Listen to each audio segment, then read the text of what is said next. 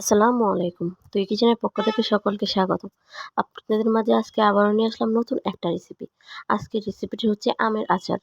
এরকম মজা করে আমের আচার অবশ্যই একবার বাসায় তৈরি করবেন। আমার ভিডিওটা না টেনে সম্পূর্ণ দেখার অনুরোধ রইল। চলেন শুরু করা যাক। প্রথমে চুলায় একটা হাঁড়ি বসিয়ে দিব। তারপর দিয়ে দেবো পরিমাণ মতো তেল। আপনারা চাইলে সরিষার তেল ব্যবহার করতে পারেন। তারপর দিয়ে দেবো আদা রসুন বাটা। তেলটুকু ভালো করে গরম করে আদা রসুনটাকে আমি ভালো করে 5 মিনিট ভেজে নেব। অবশ্যই আদা রসুনটাকে ভেজে নেবেন, তাহলে কাঁচা গন্ধটা চলে যাবে। একটু সময় নিয়ে নাড়াচাড়া দিয়ে অবশ্যই ভেজে নেওয়ার চেষ্টা করবেন। তারপর ফালি করে রাখা কাঁচা আম দিয়ে দেব। এখানে সিদ্ধ করার প্রয়োজন নেই। তারপর আমগুলোর সাথে ভালো করে আবারও নেড়ে চেড়ে 5 মিনিট ভেজে নিব।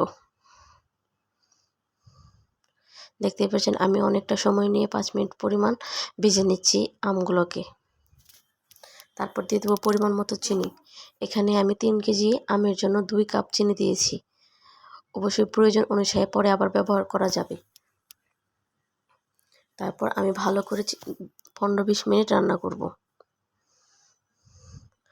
অবশ্যই লো হিটে বারবার নাড়াচাড়া দিয়ে রান্না করতে হবে। এখানে হাই হিটে রান্না করা যাবে না। দেখতেই পাচ্ছেন চিনি থেকে কতটা পানি উঠে এসেছে। এই পানি দিয়ে আমি আমগুলোকে সিদ্ধ করে নিব। এখানে এক্সট্রা কোনো পানি ব্যবহার করার প্রয়োজন নেই, কিংবা আগে থেকে আম সিদ্ধ করে রাখার কোনো দরকার নেই। তারপর দিয়ে দেবো ভাজা জিরার গুঁড়ো, তারপর দিয়ে দেবো হলুদ গুঁড়ো, তারপর দিয়ে দেব 5 ফোড়ন। এখানে 5 ফোড়নের গুঁড়ো দিয়েছি। তারপর সবগুলো উপকরণ আবারও ভালো করে মিশিয়ে নিব।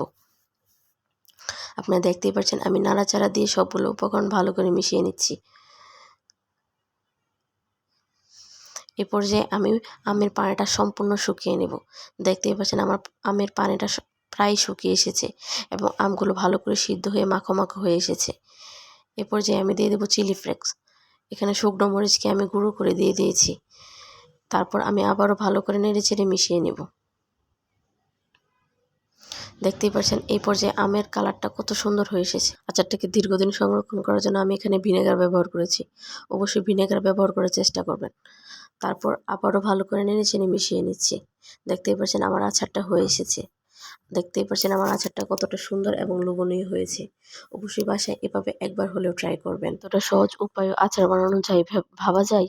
অবশ্যই বাসায় তৈরি করবেন এবং কমেন্টে আমাকে জানাবেন। আমার ভিডিওটা ভালো লাগলে লাইক, কমেন্ট, শেয়ার করে দিবেন।